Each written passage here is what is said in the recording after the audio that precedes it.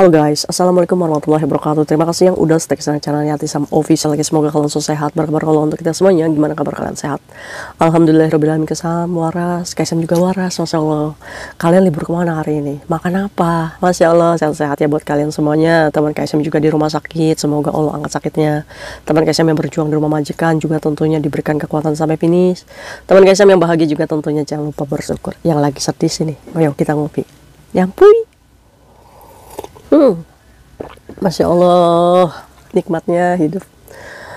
Oke, hari ini Kaisam akan membagi satu kisah di mana cerita ini sebenarnya udah tayang kemarin ya. Cuma videonya rusak, jadi Kaisam itu menceritakan lagi karena pembelajarannya ini gede banget. Kita pelajari ya cuy, motif teman kita yang sudah berubah menjadi tenaga ahli. Jadi bukan domestic helper lagi, tapi tenaga ahli. Tenaga ahli mencupit. Aduh, ini bukan satu orang, dua orang aja. Mereka ini bergerombol cuy. Bahkan kita bisa sebut ini sindikat ya. Ngeri nggak sih? Nah, kejadiannya ini kemarin ya. Pekerja migrannya ini diambil dompetnya. Pas di dalamnya, ini ada duit 6.200. 12 juta cuy. Ini kira-kira pencopetnya nih bisa mencium aroma uang kali ya. Ada dolar, ada dolar. Kayak siapa? Kayak teman saya, kayak siapa? Tahu aja saya habis gajian. Kenapa? Ya tahu aja. Kamu udah gajiannya? Utang dong. Jangan dikasih ya, kasih makan aja. Oke, disclaimer dulu, mbaknya ini udah ngaku salah. Iya Kaisam, saya sendiri yang salah. Saya menjemput musibah saya sendiri. Jadi si mbaknya ini melalaikan tugas ya cuy. Dia ini harusnya belanja cuma ikan sama Joysam, malah dia pergi shopping di jam kerjanya. Itu nggak boleh ya cuy ya. Kalau misalkan ketahuan ya kalian potensinya di terminate ya. Ini alhamdulillahirobbilalamin nih, mbaknya cuma dimarahin sama majikannya.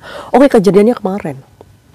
Si pekerja migran ini dari Homatin, dia ini maisung habis gajian. Nah, mungkin si mbaknya ini kepikiran baju yoga terus aja ya, takut dimilikin orang lain, takut kejual gitu. Akhirnya nekat lah. Saat maisung, mbaknya ini malah pergi ke Wancai. Nah, di sana dia berbelanja baju yoga. Harusnya setelah sudah beli baju yoga, ini si pekerja migran ini harusnya pulang lagi ya, biar nggak ketahuan sama majikannya. Lagi-lagi, sebelum pulang, belok dulu ke pasar Wancai. Ya, di situ cuy, mila mili. Nah, dia ini posisinya membawa uang poto ya cuy ya, dimana nggak ada zippernya, nggak ada penutupnya. Jadi dompetnya ini posisinya dibalut sama baju yoga yang tadi dibeli, terus ditaruh di uan fotonya. Mungkin dia berpikir dompetnya dikuntel, dikuntel biar nggak diambil, biar nggak dicupit gitu ya cuy ya. Akhirnya dia datanglah tuh ke pasar Wancai. Di situ dia ini mampir di toko BH. Dia mau beli BH. Ini semua dalemannya baru ya kan. Nah, saat membeli BH, si pekerja migran ini berniat mau membayar coy. Saat diambil, dompetnya nggak ada, sebaju yoga-yoganya diambil.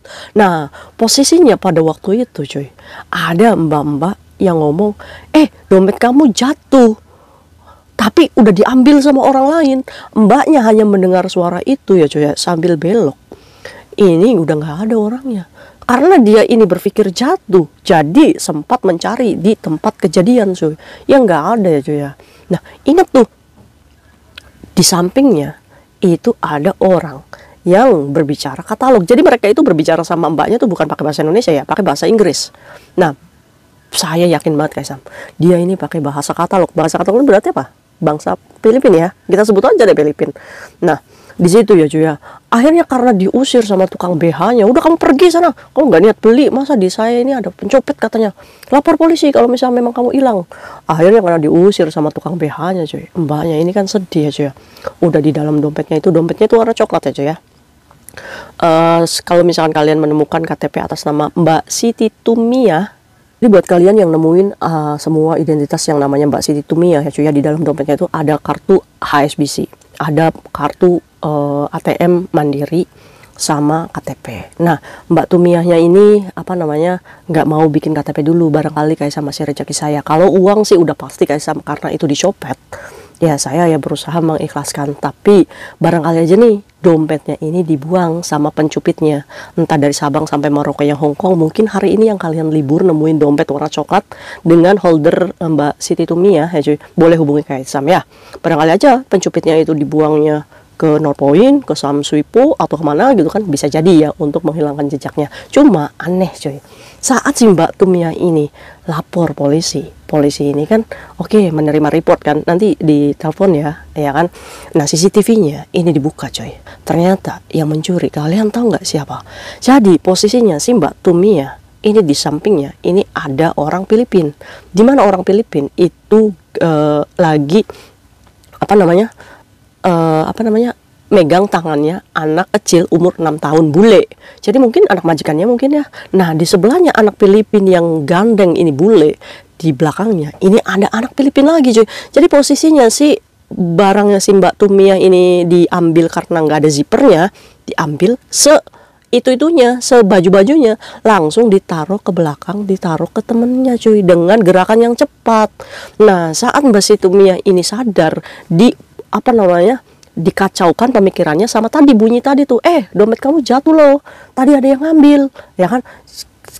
Otomatis dong alam bawah sadar kita itu panik kan, ya kan. Masa ya, bahkan kita nggak sempat mencurigai orang yang begitu tuh, padahal dia pelakunya gitu cuy. Akhirnya apa? Akhirnya saat kita mereka udah pada nggak ada semua.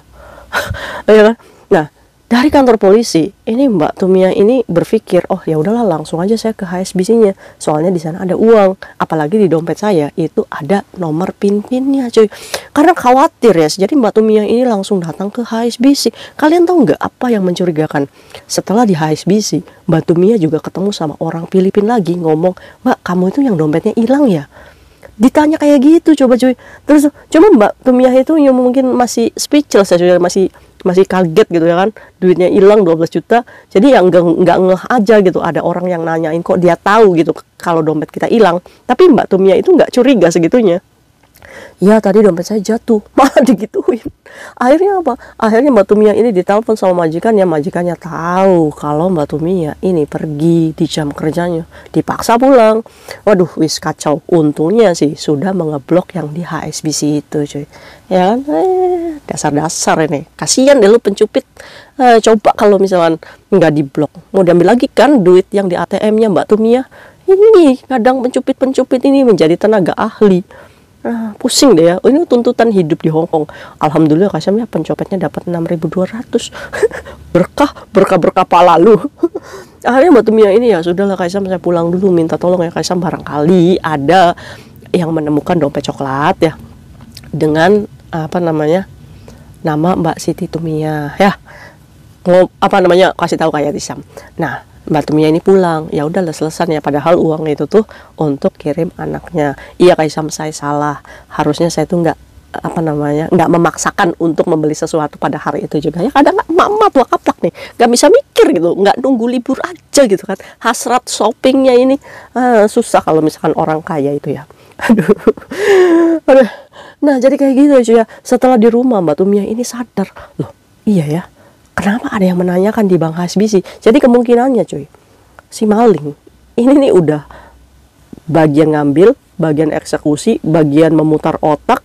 Terus dia ini kemana jalannya, ke kantor polisi juga diikuti, sejauh mana dia laporan ke polisi. Baru kalau misalkan dia sudah pulang merasa aman dan bebas. Ini kadang-kadang ya. Nah maka dari itu ya, hati-hati nih ya. Ini orang Indonesia disergap sama orang-orang kayak gini, nggak terima kayak Tisam. Nah maka dari itu nih buat kalian ya, jangan bawa duit banyak-banyak ya. Kalau misalkan kalian mau kirim aja dulu secukupnya uang di dompet. $500 aja udah gede itu di dompet cuy, iya kan. Hati-hati lah pokoknya, di luar sana itu banyak kucing garong cuy, banyak yang domestic helper berubah menjadi tenaga ahli mencupit. Karena apa? Semuanya karena tuntutan hidup ya. Kita bisa jadi mereka itu anak luaran yang butuh kos, butuh makan, atau anak paper atau dan lain-lainnya gitu kan, atau anak pekerja migran yang punya banyak hutang ya kan, bisa jadi. Maka dari itu di luar sana singa, jadi kitanya hati-hati sendiri ya. Iya, aduh jangan dicontoh nih Mbak Tumia ya. Semoga Mbak Tumia juga masih rezeki KTP-nya kembali.